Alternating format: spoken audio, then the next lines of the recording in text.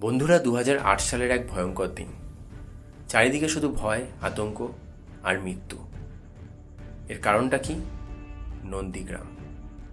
কিন্তু ঠিক সেই সময় একজন সাদা শাড়ি পরা মহিলা সামনে এগিয়ে আসেন আর পুলিশের সামনে গিয়ে বলেন যে আগে গুলি চালাতে হলে আমার ওপরে চালান। আর এই মহিলাটির নাম হলো মমতা ব্যানার্জি। কিন্তু প্রশ্ন হচ্ছে, কিভাবে এই সাধারণ মেয়েটি হয়ে উঠল বাংলার সবথেকে শক্তিশালী নেতা। তো বন্ধুরা, আজকের এই ভিডিওতে আমরা জানবো তার জীবনের সেই অজানা গল্পগুলো যা খুব কম মানুষই জানে। তো চলুন ভিডিওটা শুরু করা যাক।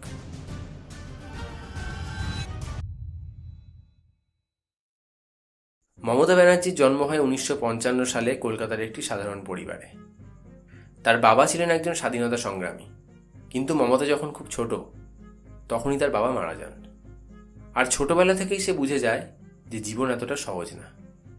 আপনাদের মধ্যে অনেকেই হয়তো এটা জানেন না যে মমতা ব্যানার্জি যখন স্কুলে পড়তেন তখন তিনি তার খরচ চালানোর জন্য দুধ বিক্রি করতেন। আর এই ছোট্ট ঘটনাই দেখিয়ে দেয় যে তিনি তার জীবনে কখনো সহজ রাস্তা বেছে নেননি। তিনি পড়াশোনা করেছেন ইউনিভার্সিটি অফ ক্যালকাটা থেকে, কিন্তু তখন থেকেই তিনি ছাত্র রাজনীতিতে যোগ দেন। তার সহপাঠীরা যখন কেরিয়ার বানাতে ব্যস্ত তখন তিনি রাস্তায় রাস্তায় আন্দোলন করেছেন। মমতা প্রথমে যোগ দেন ইন্ডিয়ান ন্যাশনাল কংগ্রেসে, কিন্তু তার আসল বিস্ফোরণ ঘটে 1984 সালে, যখন তিনি যাদবপুর লোকসভা কনস্টিটিউয়েন্সি থেকে নির্বাচন লড়েন। আর তার প্রতিপক্ষ কে ছিল জানেন?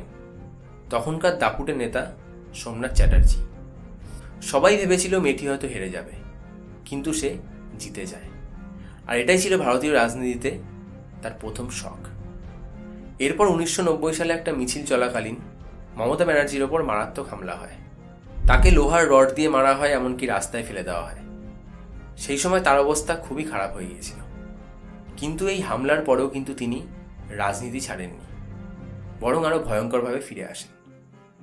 1998 সালে তিনি একটি সিদ্ধান্ত নেন। তিনি কংগ্রেস ছেড়ে নিজের একটি দল তৈরি করেন, যেই দলের নাম হলো অল ইন্ডিয়া তৃণমূল কংগ্রেস।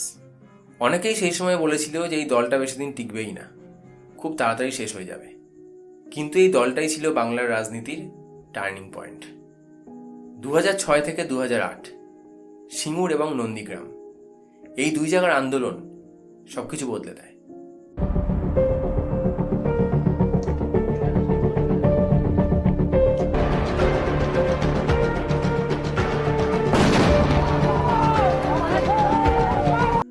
মমতা সেই সময় সরাসরি সাধারণ মানুষের পাশে দাঁড়ান এবং রুলিং পার্টির বিরুদ্ধে যান। অনেক সময় তিনি দিনের পর দিন না খেয়েও কিন্তু আন্দোলন করেছেন। আর সেই সময় থেকেই মানুষ তাকে ডাকতে শুরু করে দিদি। এরপর আসে 2011 সাল। 34 বছর শাসন করা কমিউনিস্ট পার্টিকে অল ইন্ডিয়া তৃণমূল কংগ্রেস হারিয়ে দেয়।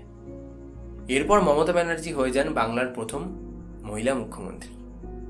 এটা শুধুমাত্র একটা জয় ছিল না, এটা ছিল একটা বিপ্লব। আজকের সময় মানুষ যেভাবে তৃণমূল কংগ্রেসকে দোষ দিচ্ছে, সেই সময় তৃণমূল কংগ্রেসই কিন্তু ছিল মানুষের একমাত্র আশা। আর বন্ধুরা, এর থেকে কিন্তু এটা প্রমাণ হয় যে সময় সবকিছু বদলে দেয়। একটা মেয়ে যে ছোটবেলায় দুধ বিক্রি করত, সে আজকে রাজ্যের মুখ্যমন্ত্রী। এটা শুধু রাজনীতি না, এটা জেদ, সাহস এবং লড়াইয়ের গল্প। মমতা ব্যানার্জি এটা শিখিয়েছিলেন যে পাওয়ার তোমায় কেউ দিয়ে দেবে না, পাওয়ার তোমায় লড়াই করে ছিনিয়ে নিতে হবে। আজকের সময় মানুষ যতই মমতা ব্যানার্জির নিন্দা করুক, সেই সময় মমতা ব্যানার্জি ছিল মানুষের একমাত্র আশা। হতে পারে সেটা আজকে রাজনৈতিক কারণে অনেকটাই নষ্ট হয়ে গিয়েছে। আর বন্ধুরা, এর থেকেই এটা বোঝা যায় যে ক্ষয় কিন্তু প্রত্যেকটা জিনিসেরই হয়। তো আজকের মতো এটুকুই। ভিডিওটা তোমার কেমন লাগলো অবশ্যই কমেন্ট করে জানিও। দেখা হবে আবার নতুন কোনো ভিডিওতে। ততক্ষণে ভালো থেকো, সুস্থ থেকো।